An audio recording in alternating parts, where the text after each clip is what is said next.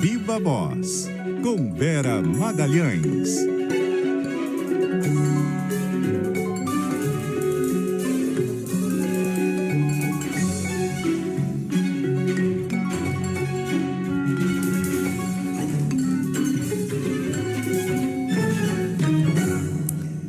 Vera Magalhães, já nas nossas telas. Vera, como está? Boa tarde, Sardenberg, Cássia, ouvintes e também quem nos assiste. Boa tarde, Vera. Vera, a gente já falou aí da polêmica em torno da taxação de compras dos sites chineses, especialmente, e a gente estava comentando o seguinte: não saiu nada, nenhuma lei, projeto de lei, medida provisória, nada, mas já está dando uma confusão dos diabos, Vera. Confusão dos diabos, Sardenberg. Eu acho que isso é fruto de uma tentativa de sair catando uns dinheiros por aí para aumentar a arrecadação a qualquer preço, com medidas que até são necessárias, mas que requerem estudo e requerem uma perspicácia de comunicação.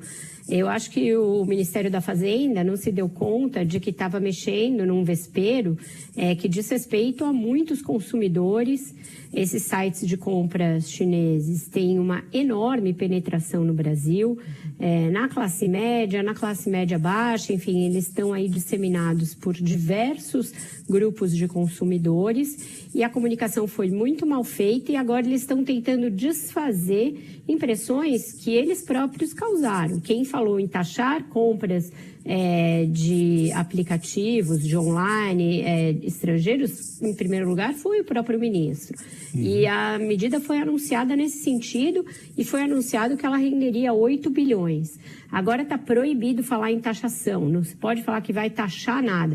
Também não se pode falar que vai se acabar com uma isenção. Toda a nova língua está sendo construída para se dizer que vai se deixar de permitir que se use um subterfúgio para fugir de uma taxação que já existe. Deixa eu explicar para o nosso ouvinte. As compras desses sites já são taxadas pela lei brasileira, elas são taxadas com imposto sobre importações de 60%. O que acontece? Muitas dessas compras são feitas e quando são remetidas ao Brasil, são feitas como se fossem por pessoas físicas e muitas vezes fracionadas para que não se ultrapasse um limite de $50 por remessa feita de pessoa física para pessoa física. Então, deixa de ser como se você comprasse num desses sites de comércio online chineses e você comprasse de uma pessoa física vinda lá da China ou de outro país qualquer do qual a remessa for feita. Então, é essa burla que o governo quer evitar. Só que eles não querem nem dizer que estão chamando as empresas chinesas de contrabandistas, como chegou a fazer o ministro Fernando Haddad. Ele falou em contrabando eletrônico, e aí agora também não pode mais, já levou uma bronca por causa disso, e nem dizer que vão taxar nada. Então agora, a gente não acredita que as empresas estejam cometendo esse tipo de ilícito, porque, veja bem, as empresas têm todo o interesse em vender ao Brasil, então virou uma confusão danada.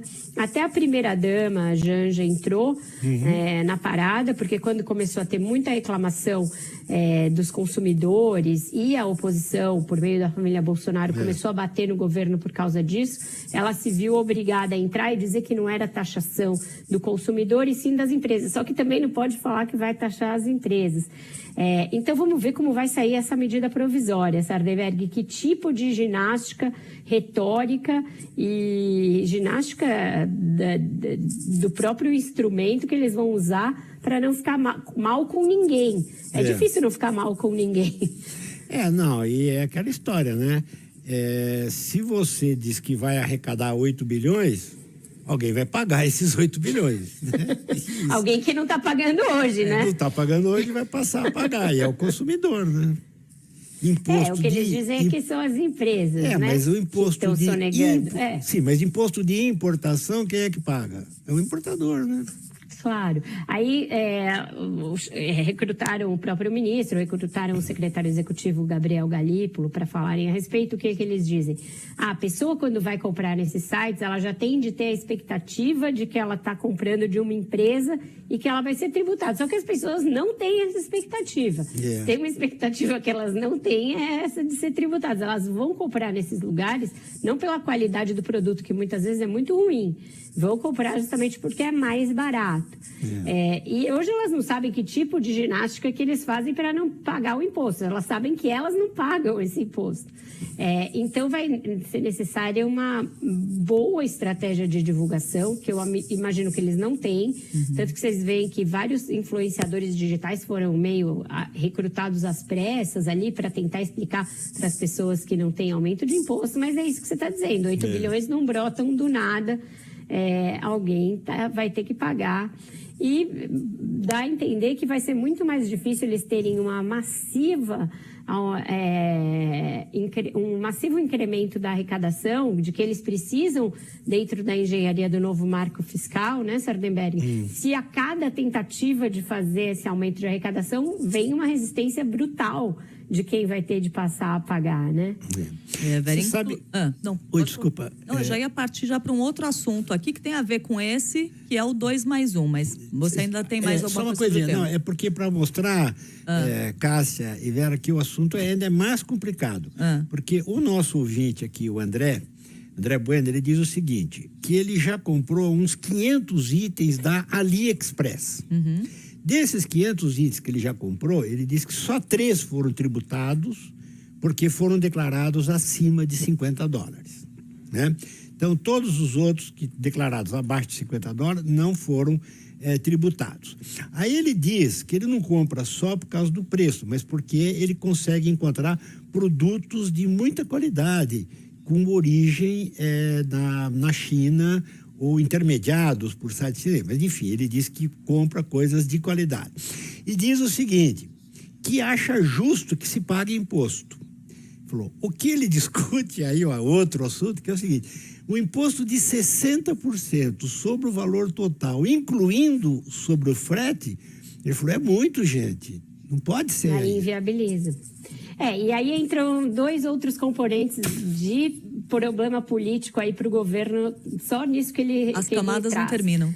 Não terminam. Primeiro, as lojas brasileiras que estão numa pressão danada pela cobrança efetiva desses impostos, porque do jeito que é hoje, como o nosso ouvinte disse, os produtos são bons, eles chegam rápido e chegam sem coisa, então inviabiliza o e-commerce das empresas que estão sediadas no Brasil, o Magazine Luiza e outras tantas.